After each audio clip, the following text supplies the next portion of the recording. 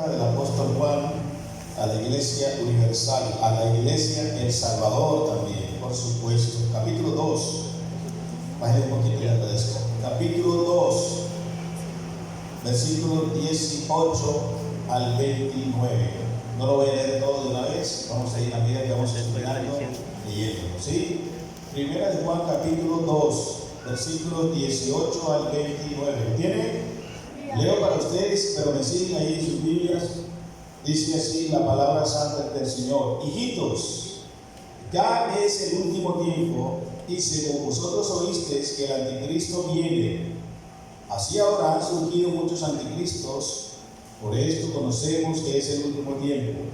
Salieron de nosotros porque no eran de nosotros, porque si hubiesen sido de nosotros habrían permanecido con nosotros, pero salieron para que se manifestase que no todos son de nosotros. Pero vosotros tenéis la unción del Santo y conocéis todas las cosas. No os he escrito como si ignoraseis la verdad, sino porque la conocéis, y porque ninguna mentira procede de la verdad. ¿Quién es el mentiroso? Sino el que niega que Jesús es el Cristo. Este es anticristo, el que niega al Padre y al Hijo. Todo aquel que niega al Hijo tampoco tiene al Padre. El que confiesa al Hijo tiene también al Padre. Vamos a hablar en esta mañana de la protección del engaño. El texto clave de estos versículos es el 26. El texto clave, ustedes pueden leerlo allí. Miren: os he escrito esto sobre los que os engañan. Ese es el texto clave de esos versículos hasta el 29. O sea, ¿para qué les escribo esto? Acerca de los que los engañan. Entonces, recordemos lo siguiente. Déjenlo, pero está bien. Ya lo pasó ahí en la introducción. La permanencia en Cristo te protege del engaño. La permanencia en Cristo te protege, me protege y protege a la iglesia del engaño. Si te apartas, si te alejas, si sigues creyendo otras cosas, si no lo que Cristo ha enseñado, entonces eres susceptible de ser engañada, de ser engañado.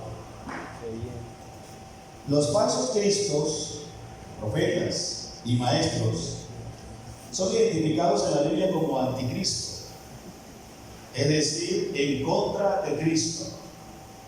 Estos, los anticristos, los falsos profetas, maestros, pastores y demás, difunden en la iglesia mensajes de cierta piedad, presumen autoridad divina y se atribuyen poderes sobrenaturales, divinos, dicen ellos. Pero amados, su propósito de ellos es engañar a la iglesia y desviarnos de Cristo y de su doctrina. Por ello es necesario que hablemos en esta mañana de este tema, y es el curso que sigue en la palabra de Dios, como ustedes pueden notar en el versículo 18, porque eso estaba ocurriendo en la iglesia en las épocas, en los tiempos de Juan el apóstol. Había muchos que estaban enquistados, metidos como hermanos, varones y mujeres, diciendo que eran cristianos, pero no lo eran, y estaban difundiendo, diseminando, contaminando a la iglesia con falsa enseñanza acerca de Jesucristo, acerca del Padre, acerca de la verdadera doctrina cristiana. Entonces vamos a mirar en primer lugar la realidad de estos engañadores, porque están influidos, animados y alimentados por la filosofía satánica de engañar a la iglesia. Hermanos, esto es una realidad también hoy día. Cuando hablo de entre nosotros me refiero a entre la iglesia en general. No pudiera decir que hablo de que están aquí en la iglesia de Salvador, porque en el momento en que los distingamos vamos a confrontarlos o confrontarlas también. Entonces les agradezco, hermanos.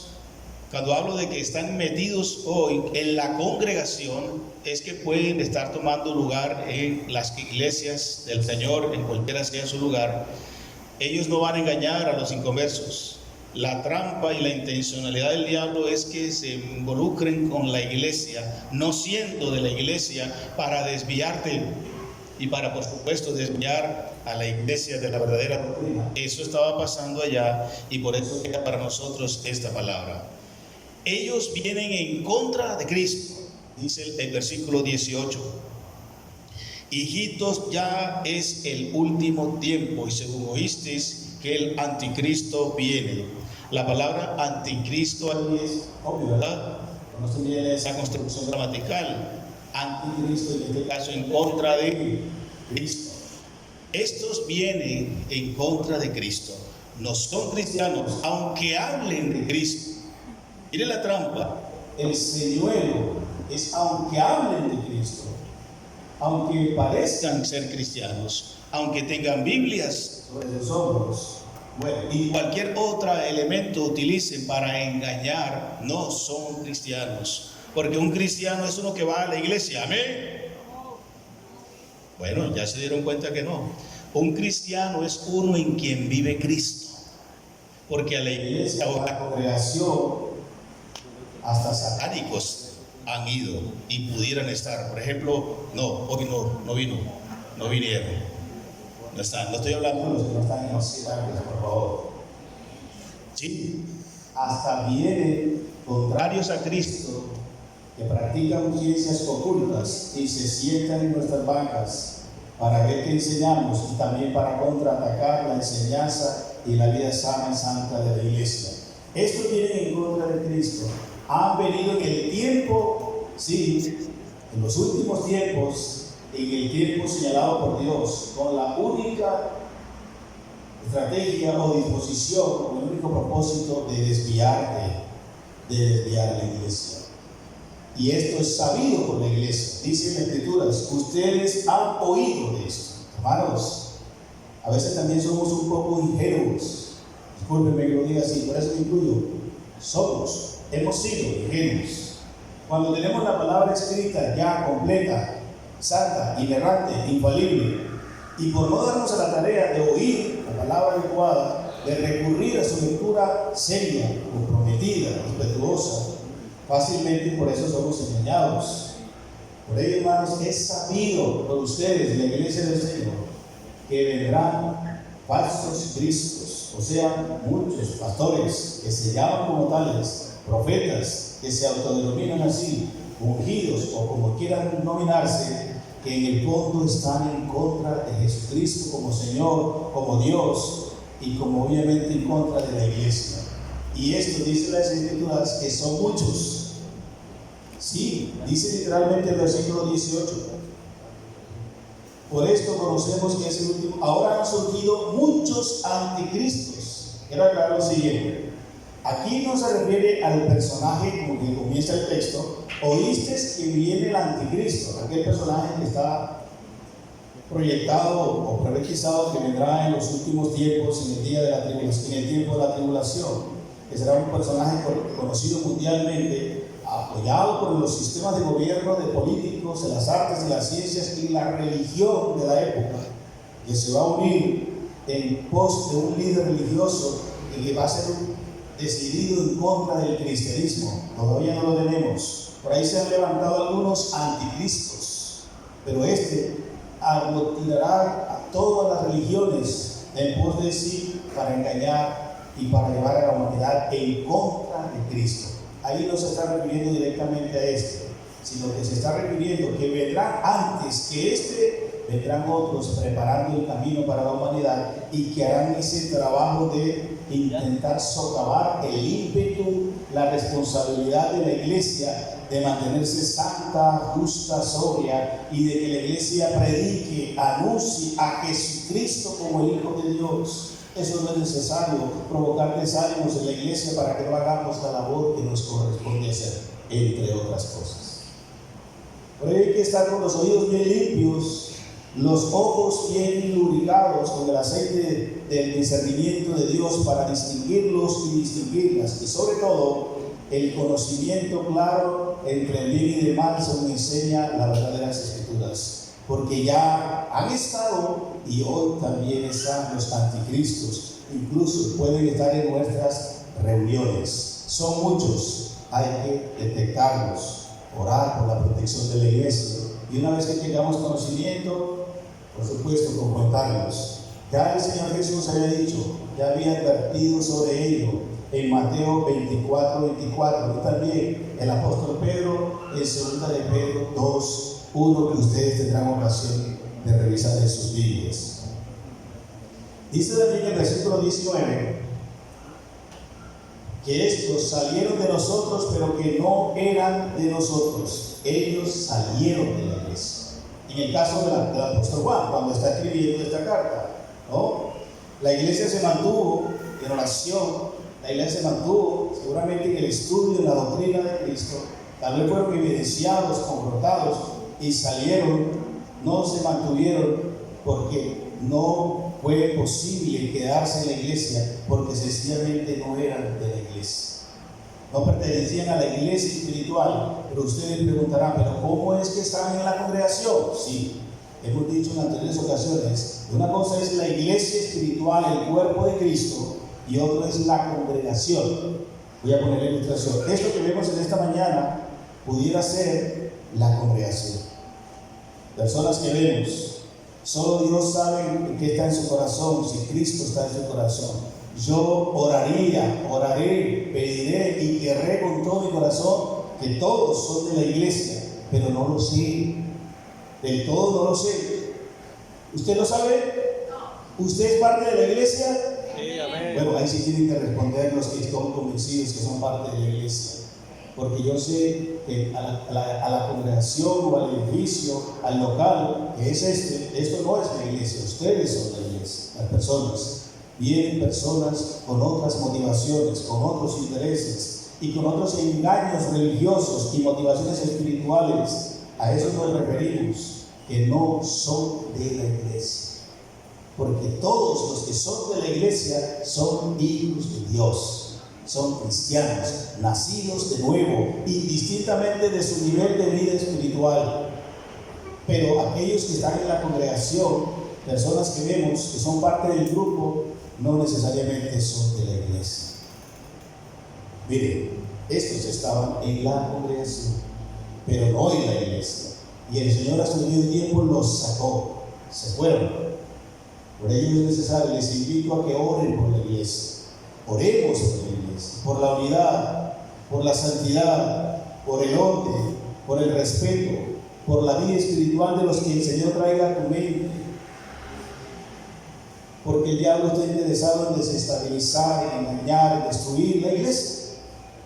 Y acuérdense que el mismo Jesús ya lo había dicho, Mateo, cuando dice en el versículo 18 que sobre él mismo su roca establecería su iglesia y los poderes del infierno no prevalecerían contra ella, porque la iglesia sería objetivo de ataque permanente de parte del diablo. Pero para eso creemos que el que está en nosotros es mayor. Pero oremos, por favor, los unos por los otros, por el orden, por la buena doctrina, por el pastor, que no se desvíe trayéndonos aquí palabra que no es de Dios. Usted pueda verificar las escrituras que lo que estoy diciendo es o no es, que los maestros de escuela dominical, de Oanza, de las células, en cualquier parte que se esté predicando las escrituras a nombre de la iglesia del Salvador, sea buena palabra. Y si no lo es, hay que confrontar. Salieron de la iglesia, no permanecieron en la iglesia, eran unos impostores en la iglesia, falsos. Tenían máscara de ser cristianos, pero cuando salían de los contornos se la quitaban, y eso eran ellos y ellas. Oremos, por favor, que el Señor los y las desenmascare. El que es de Cristo recibe, cree, vive y divulga su doctrina permanentemente. Hemos hablado la palabra permanecer, el verbo permanecer bastante para Juan es clave, pero fundamental para mostrar quiénes verdaderamente son hijos de Dios. El que es de la iglesia permanece. La palabra permanecer, lo voy a recordar, el verbo ahí es quedarse fijo en modo, tiempo y lugar y circunstancia. Usted es de Cristo, usted se queda con Cristo. Usted es de la iglesia, usted se queda en la iglesia. Cuando hablo de la iglesia me refiero a la iglesia espiritual, no solo a la iglesia de Salvador. Esta es una congregación de la iglesia universal, pero usted se queda en la iglesia. Si usted llega a un día, vamos a verlo ahora, a negar, a apostatar, a denigrar de quien lo salvó, de quien redimió, de la iglesia del Señor, pudiera estar metido en esta lista, que usted no era de la iglesia. Miremos ahora la identidad de estas personas. Perdón, creo que aquí ya me hace falta algo. Eso es. Versículo 20. Nosotros somos de Cristo. Ellos vienen en contra de Cristo, los engañadores. Ellos salieron de la iglesia porque no eran de Cristo ni de la iglesia. Nosotros, por el contrario, el versículo 20 utilizaba una preposición adversativa para indicar de manera contraria, pero vosotros tenéis la unción del Santo y conocéis todas las cosas.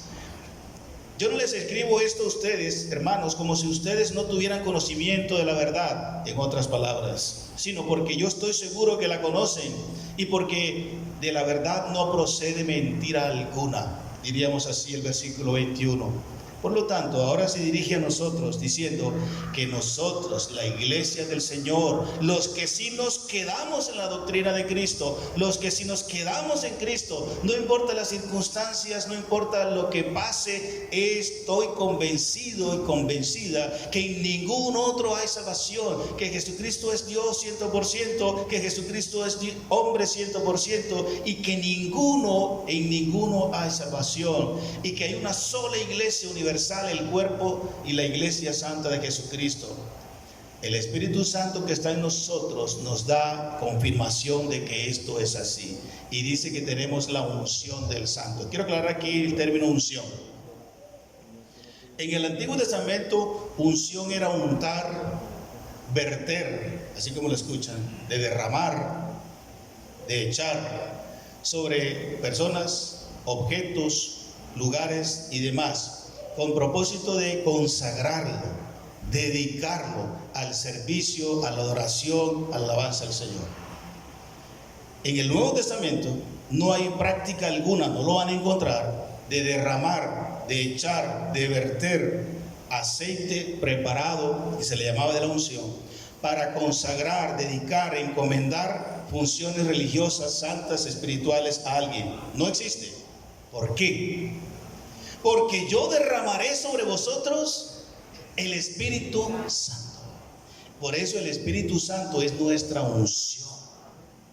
No, cierta enseñanza por ahí que dice que la unción la tienen ciertos personajes de la iglesia: el pastor, los líderes, aquel que ve que grita más, aquel que tiene, el que se encarga de ministrar, y ciertos personajes. Es un concepto bíblico o antibíblico, no es correcto. Todos los cristianos, los nacidos de nuevo, tenemos la unción del Santo, tenemos el Espíritu Santo. ¿Recibisteis el Espíritu Santo cuando creísteis? Sí. Todo aquel que ha creído por la obra del Espíritu de Dios, por la fe como don de Dios, ha sido derramado en él, en ella, el Espíritu Santo. Por lo tanto, dice el texto, vosotros tenéis la unción del Santo. ¿Y ahí vosotros quién es? La iglesia universal. Ahí no está refiriéndose a un grupo en particular. Por lo tanto, nosotros somos de Cristo porque tenemos el Espíritu Santo de Dios. Nosotros somos de Cristo porque conocemos la verdad de Cristo.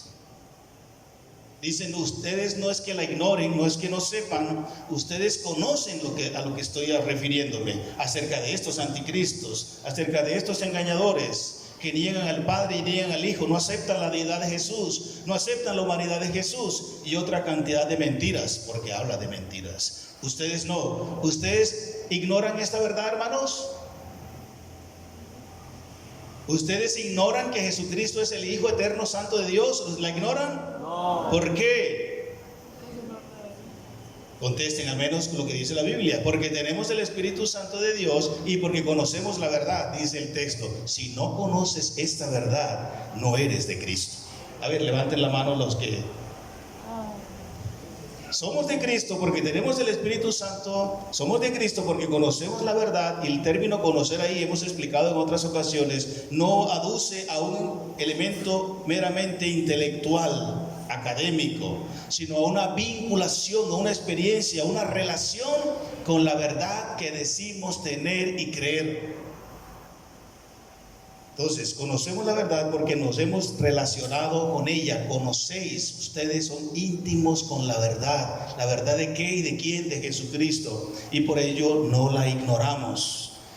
Bueno, en términos esenciales, habrá más detalles de la doctrina de Cristo que posiblemente desconozcas, pero aquí lo que se está refiriendo el apóstol es a que no ignoran y conocen de manera íntima es que Jesucristo es Dios. Amén. Hermano, esto es determinante.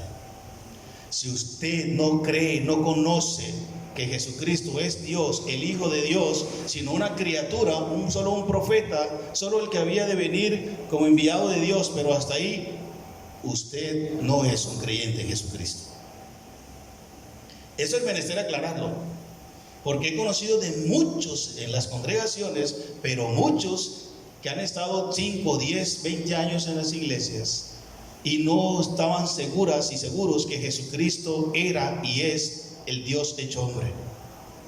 Y la verdad que salva al ser humano es esa. Ese es el corazón del Evangelio de Jesucristo. Creer que el Dios se hizo hombre y murió por nuestros pecados. Y todo aquel que cree y pide a Él que sea Señor y Salvador es salvo. Si no lo crees, si no lo has hecho, no eres un creyente en Jesucristo. Eso tenemos que aclararlo. Es mi responsabilidad para con ustedes. Y esto es lo que está haciendo el apóstol con la Iglesia Universal a través de esta carta. Entonces recordemos, la unción del Santo es el Espíritu Santo como sello de nuestra consagración a Dios Padre. A continuación, el apóstol quiere identificarlos, quiere mostrarlos. Él los tenía claro. ¿Quiénes eran los engañadores que se meten impostores e impostoras en la iglesia? Dice a continuación las Sagradas Escrituras, el versículo 22, 23 y 26. ¿Quién es el mentiroso? Sino el que niega que Jesús es el Cristo. ¿Quién? Se refiere a alguien o a algunos. Por eso hablo de identidad. Este es anticristo, el que niega al Padre y niega al Hijo. Todo aquel que niega al Hijo tampoco tiene al Padre. El que confiesa al Hijo tiene al Padre. ¿Sí, hermanos? ¿Van conmigo? Entonces, identificamos a los anticristos, identificamos a los que no creen en Cristo, aunque estén en la iglesia, sentados con nosotros, cantando alabanzas, recibiendo los beneficios que la iglesia material, emocional, de cualquier forma pueda ofrecerles, el buen nombre de la iglesia, todo ello se benefician estos sinvergüenzas que vienen a engañar a la iglesia, enviados por el mismo maligno. Pero ¿cómo los identificamos? Un primer aspecto es que no creen y niegan a Cristo. La palabra negar que aparece allí, utilizada en esa carta, es contradecir. Es afirmando no ser parte de, aunque externamente así lo parezca. Afirmando no ser parte de, eso es negar. Contradecir, no, eso no es correcto, eso no es así. Yo no estoy de acuerdo en este caso con la divinidad y la humanidad de Cristo, que era el tema que estaba tratando Juan en aquella ocasión. Eso es negar. Por lo tanto, es una acción continua de este sujeto, como rechazando ser parte de algo o de alguien. Eso es negar allí en ese texto. Ellos continuamente estaban hablando que no eran parte de Cristo. Pero hermanos, les comento lo siguiente. No era siempre de manera audible y pública. sino que con sus propias vidas negaban. Dice un texto en 1 Timoteo, estos hablan de piedad y de santidad y de espiritualidad, pero con sus propias vidas niegan la eficacia de la verdad. Ojo con esto, no siempre estos falsos o estos engañadores, falsos cristianos, no solamente hablan de que no creen en Jesús, sino que a veces están callados, pero con la vida que llevan no están evidenciando, realmente expresando que Jesucristo es el Hijo de Dios. Por ello, la manera de distinguirlos y de identificarlos y discernir a estos varones y mujeres falsos, engañadores, primero es a través de la oración. Oremos, una vez más, ore por la iglesia, porque nosotros como Iglesia del Salvador no somos ajenos a estos personajes engañadores que vienen a nuestra congregación también para engañarnos. En Valledupar, en los 8 años que estuve allí, había un personaje de la iglesia tradicional. En el principio yo no lo alcancé a distinguir, les confieso. Por eso el tema es serio, porque te vienen hablando de Cristo, de la paz, de la armonía, de la unidad de la iglesia. Era un médico en Valledupar y llegó a la congregación. Se estuvo reuniendo con nosotros 3, 4, 6 meses. Es más, hasta participación le dimos, así como lo oyen. Por ello, ahora le he tenido que sacar un poquito de más punta a la escuela para poder identificarlos, porque se nos metió ahí en la iglesia. Afortunadamente no hizo daño, pero la conclusión a la que yo llegué es que llegó a la iglesia tal vez para tomar información de la iglesia acerca de nuestras prácticas, formas, creencias y convicciones. Esto es un hecho. Estos engañadores se meten en la iglesia con ese propósito.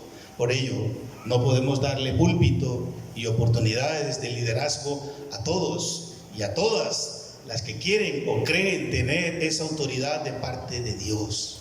Nos corresponde ser cuidadosos, porque estos engañadores son una realidad en la iglesia, en la congregación.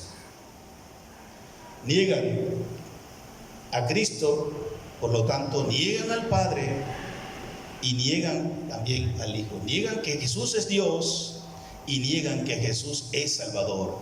Y en ningún otro hay, porque no hay otro nombre bajo el cielo dado a los hombres en que podamos ser salvos. Si hay alguno que predica, que anuncia, recomienda, sugiere a otra forma de salvación, está negando la eficacia única de la obra de Cristo en la cruz. No le pierdas el tiempo escuchando. Si a tu puerta llega alguien diciendo que Jesucristo es excelente, buena gente, buen tipo, pero que Él no es Dios, no le abras la puerta de tu casa. Dice las Escrituras que el que hace eso y tiene el cierto contubernio con ellos se hace participante también de su ¿qué? De su falsa doctrina. Por lo tanto, ellos niegan también que Jesús es Salvador y que Jesús es Dios. De esa manera expresan que no son de la iglesia. Otro elemento que tenemos ahí para identificarlos es que estos niegan al Padre. Versículo 23. Todo aquel que niega al Hijo tampoco tiene al Padre. El que confiesa al Hijo tiene también al Padre. Por lo tanto, otra manera de identificar a estos es que al negar al Padre, ¿por qué? Porque rechazan a Cristo. ¿Qué hay que rechazar de Cristo? ¿Qué? Nada. 100% Dios, 100% humano, el Salvador perfecto. Estos, si niegan a Cristo como Dios, pero aceptan a Cristo como hombre, falso. Si niegan a Cristo como hombre, pero como Dios, falso. Cualquiera sea lo que no acepten de Cristo, el Señor del Señor, todo es perfecto. Si no fuese hombre, no se identificara con nuestras necesidades, con nuestra naturaleza. dice el Señor que era necesario que el Salvador fuera 100% humano para que se identificara cómo somos, cómo sentimos, cómo vivimos. Por ello, el que niega que Jesús no es humano. Ellos decían, los llamados gnósticos de la época, ojo con estos, los gnósticos de la época de Juan y los gnósticos de la época suya y mía hoy no son cristianos. Públicamente les anunciamos y les publicamos en esta mañana. Los gnósticos, cualquiera que sea ahora ciertas reformas que ellos han involucrado en sus doctrinas, ya de esa época venían. Ellos decían que lo que se veía de Jesús era una sola apariencia, pero que Él no era humano del todo. Y solo decían que Él llegó a ser como un hijo de Dios cuando recibió el Espíritu Santo. Y suena interesante esa filosofía hueca y engañosa que dice también Colosenses, cuando las Escrituras dicen que Jesús es eterno, siempre fue y es Dios eterno. Sí comenzó su humanidad con la concepción con María, pero Él no llegó a ser un Dios, como también dicen los llamados testigos de Jehová. Si hay que, en este caso sí lo voy a decir públicamente, cuando se trata de iglesias hermanas, no acostumbro a hacerlo, pero estas no son iglesias cristianas. Gnosticismo, testigos de Jehová no son iglesias cristianas, niegan a Jesús como Dios, como único y suficiente Salvador, y al negar a Jesús también rechazan al Padre, niegan al Padre. La palabra confesar que aparece allí es una declaración abierta, pública. Confiese a Cristo, proclame a Cristo, anuncie a Cristo. ¿Le da pena? ¿Le da pena, miedo, temor, angustia, confesar, proclamar, anunciar a Cristo? La palabra que aparece aquí como confesar indica eso. Dice el texto, el que confiesa al Hijo tiene al Padre. Es una declaración abierta, pública, sin escondrijos, no en lo oculto, en lo abierto, y de profunda convicción, certeza de toda la enseñanza profética bíblica acerca de Cristo. Todo lo que dijeron los profetas en el Antiguo Testamento acerca del Mesías que vendría, todo lo que está escrito en los evangelios y posteriormente en las cartas paulinas, petrinas y juaninas acerca de Jesús, es verdad acerca de mi Salvador. ¿Lo crees? ¿Lo creemos, iglesia? Amén. Eso hay que anunciarlo, eso hay que publicarlo, así podemos decir, declararlo públicamente. No declarar aquello que Dios no te ha prometido, esa falsa enseñanza de la declaración. Si vamos a declarar a alguien, vamos a declarar a Jesucristo, a proclamar a Jesucristo como Señor y Salvador.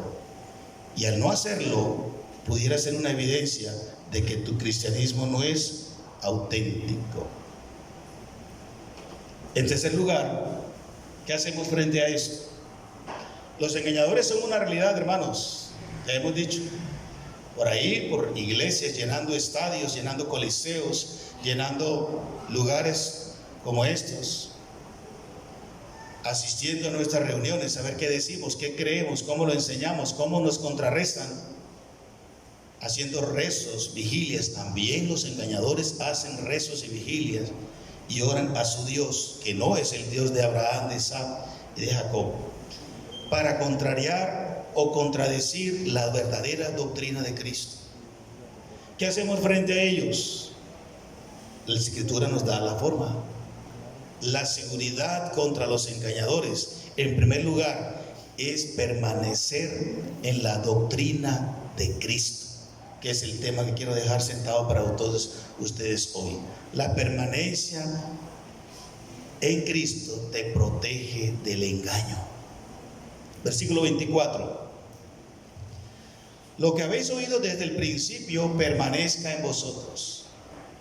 Si lo habéis oído desde el principio, permanece en vosotros. Perdón, si lo que habéis oído desde el principio permanece en vosotros, también vosotros permaneceréis en el Hijo y en el Padre. Y esta es la promesa que Él nos hizo, la vida eterna. ¿Sí se percatan, mis amados hermanos? ¿Cómo, por lo tanto, podemos contrarrestar, protegernos? ¿Cómo Dios nos va a cuidar de los engañadores, falsos profetas, pastores y demás, como quieran llamarse? vamos a permanecer en la doctrina de Cristo. O sea, en el cúmulo, en el total de las enseñanzas bíblicas acerca de Cristo. Una de ellas, su divinidad, que Él es Dios. Él no llegó a ser un Dios. Él es Dios eterno. Él es el Jehová del Antiguo Testamento. Él es el Dios del Nuevo Testamento. El Dios de siempre. Jesucristo es el mismo ayer, hoy y siempre. Él no llegó a ser un Dios. Él era y es el Dios eterno. ¿Lo crees? Amén. Esa verdad es determinante. Eso te salva. Si confiesas con tu boca que Jesús es el Señor y crees en tu corazón que Dios le levantó de los muertos, ahí estás creyendo divinidad y humanidad, porque Dios no muere. Si Dios le resucita, eso es humanidad. Si crees que Jesucristo es el Señor, es Dios. Ahí está el Evangelio sintetizado. Eso dice, serás salvo. Si no, arrepiéntete y cree que Jesucristo es tu Señor y Salvador. También la doctrina que dice que Él es 100% humano, que conforme a la promesa de Isaías, Miqueas y demás, nació en el vientre de una mujer llamada María, esa santa y respetuosa y reverente mujer que debemos respetar y no denigrar. Así es, pero solo fue el recipiente humano donde el eterno Dios se hizo hombre y pasó todo el ciclo de gestación y formación como todos nosotros. No me preguntes si fue al noveno, al octavo, al séptimo, no tengo ni idea, la Biblia no dice, pero pasó todo su proceso normal. Nació bien, creció siendo un bebecito, un niño, un adolescente, un joven como todos, usted y yo. Se cansaba, dormía, comía, tenía sus necesidades fisiológicas, claro, todo eso. Tenía sed, el sol le hacía daño, tenía que cubrirse. Todo eso era Jesús, 100% humano. ¿Crees eso? Iglesia, tienes que creerlo. También referente a su obra redentora, que efectivamente Él vivió una vida perfecta, como ningún otro ser humano, que efectivamente conforme a las Escrituras murió, fue sepultado y que al tercer día resucitó para nuestra justificación. Ese es el Evangelio. 1 Corintios 15:1, 2 y 3. ¿Crees eso? Tienes que creerlo, porque eso forma parte de la doctrina de Jesucristo, que Él murió, fue sepultado y resucitado. No, Él no murió, Él se hizo el muerto. Algo así como catalepsia, ¿se acuerdan? No, Jesús no fue ningún cataléptico, murió literalmente. Su espíritu salió de su cuerpo, expiró cuando dijo: Padre, en tus manos encomiendo mi espíritu. Murió su cuerpo, derramó sangre. No fue pintura que los discípulos le echaron, no podían, eso estaba atestado de militares. ¿Cómo inventaban eso? Pero se lo inventaron. Sobornaron a los soldados. Él no resucitó. Sus discípulos vinieron a medianoche, nos dieron escopolamina y se llevaron el cuerpo. Claro, ustedes me entienden, la Biblia no dice eso, pero sí dice que sus discípulos inventaron que vinieron y se llevaron el cuerpo. Soldados, imposible. Pero eso se lo inventaron para no reconocer que en su obra redentora estaba su resurrección gloriosa. De igual manera, la doctrina de Cristo implica también la doctrina de que Él vendrá, retornará, como se fue, dijeron los ángeles, vendrá otra vez y en las nubes nos levantará, como dice por allí una alabanza. Y todos aquellos cristianos de corazón nos levantará en un abrir y cerrar de ojos y nos encontraremos con el Señor en las nubes. Y aquellos que hayan muerto creyendo en Cristo también como el Señor y Salvador serán levantados, y ellos y nosotros, si estaremos vivos, seremos transformados para encontrarnos con el Señor en las nubes. Eso es la venida gloriosa de Jesús. ¿Crees eso? Amén. Eso es doctrina básica. Eso es rudimento básico, el ABC de la vida cristiana tocante a Cristo. Por lo tanto, tienes que permanecer en eso, porque hay muchos que están yéndose, que ya no creen en la venida de Cristo.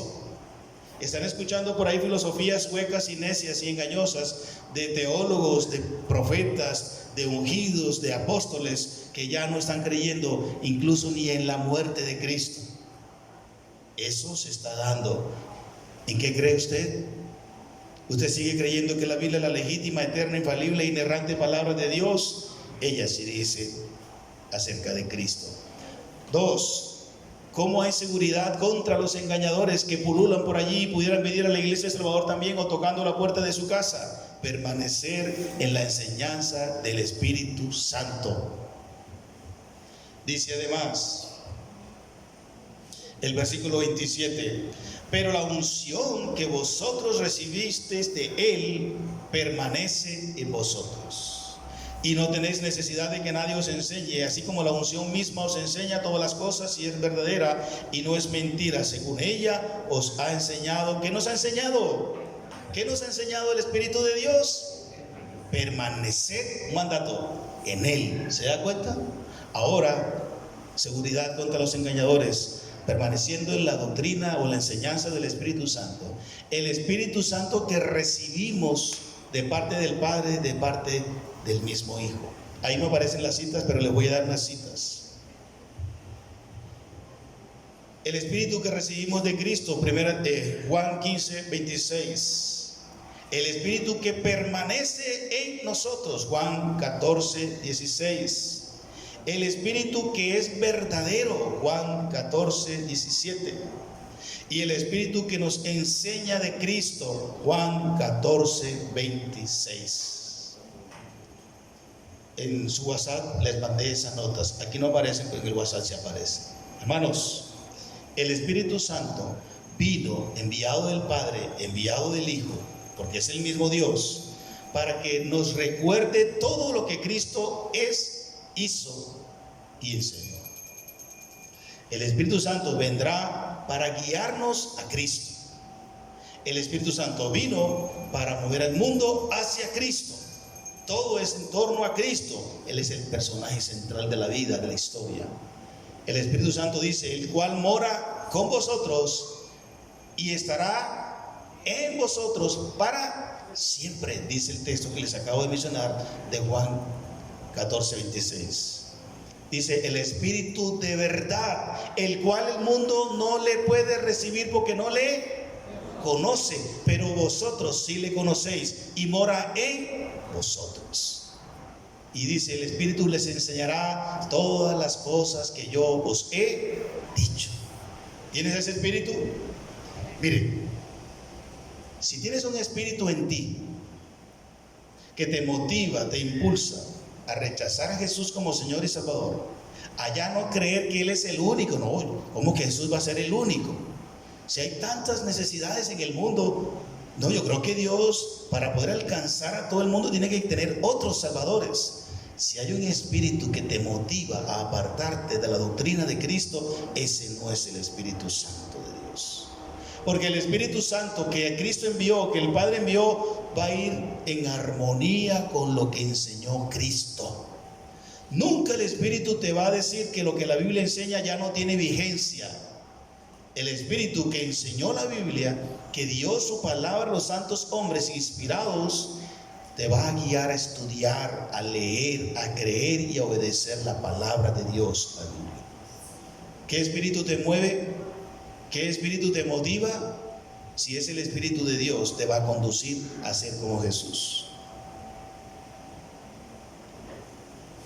También esta seguridad contra los engañadores la tenemos al permanecer en la persona de Cristo. Aparte de su doctrina, es las enseñanzas tocantes a Jesús, ahora es en Él como persona. Dice así el versículo 28: y ahora, hijitos, permaneced en Él, en Cristo, para que cuando se manifieste tengamos confianza, para que en su venida no nos alejemos de Él avergonzados. Si sabéis que Él, su persona, su ser, es justo, sabed también que todo el que hace justicia es nacido de nuevo, nacido de Él, de Cristo. Por lo tanto, otra manera de protegerte, que Dios te guarda contra los engañadores, es permanecer en la persona de Cristo. ¿En qué sentido? Creer que efectivamente Él es, no solo que Él existió, sino que Él es y sigue siendo el eterno Dios hombre ahora, que está a la derecha, a la diestra del Padre, que todo lo que la Biblia dice en cuanto a su carácter, justo, bueno, santo, humilde, es verdad, y que tienes una relación interpersonal con Él. Y dice que cuando Él venga, como hablamos hace un momento, creer en su venida gloriosa, no tendrás que salir de avergonzado o avergonzada. ¿Por qué? ¿Por qué la idea de avergonzarse allí? Porque si alguien se avergüenza delante de otro, es posible porque no tenía una buena relación, comunión, no la conocía bien, o ha estado hablando mal de él o de ella. Acuérdense que estamos hablando arriba de negar, de rechazar, de no ser parte de. Cuando estás delante de alguien, tu esposa, tu esposo, hijos, hermanas, quien sea, y quieres alejarte de ella porque estás avergonzada, avergonzado, ¿por qué? Porque hay una afectación emocional, relacional con esa persona y espiritual. Por lo tanto, por ello es que permanecer en Cristo, cerca, unido, íntimo, en la correcta comunión con Él, para cuando Él retorne por ti, no te alejes, sino quieras. Cuando uno respeta, ama, aprecia, valora y quiere ver a alguien, ver a la persona que es para nosotros de afecto, vamos y corremos y le damos un abrazo, si nos los permite, si tenemos esa confianza, un apretón de manos, bienvenida, bienvenido, hacía rato no te veía, qué gusto de verte, ¿te alegras? No sales avergonzada o avergonzado porque no tienes una correcta relación con él o con ella, o porque has hablado mal, contra. Estamos hablando de los anticristos. De igual manera, el Señor quiere que tengamos una permanente comunión con Él, que no salgamos avergonzados, sino que tengamos confianza, porque la comunión nos genera confianza, y eso es lo que el Señor quiere generarnos: seguridad, confianza en Cristo, pero protegernos contra los engañadores, a los cuales usted y yo estamos también susceptibles de caer si decidimos no permanecer en la obra de Cristo. ¿Y qué certeza tenemos frente a esto? Dice el versículo último: si saben que Él es justo, también saben que todo el que hace justicia es nacido de Dios. La certeza que tenemos frente de permanecer en la persona de Cristo es que Él es el Salvador justo, y su justicia es nuestra justicia. Por ello no voy a salir huyendo, me voy a gozar y alegrar cuando venga mi Salvador. Pero por lo tanto hemos de guardarnos también en una vida justa.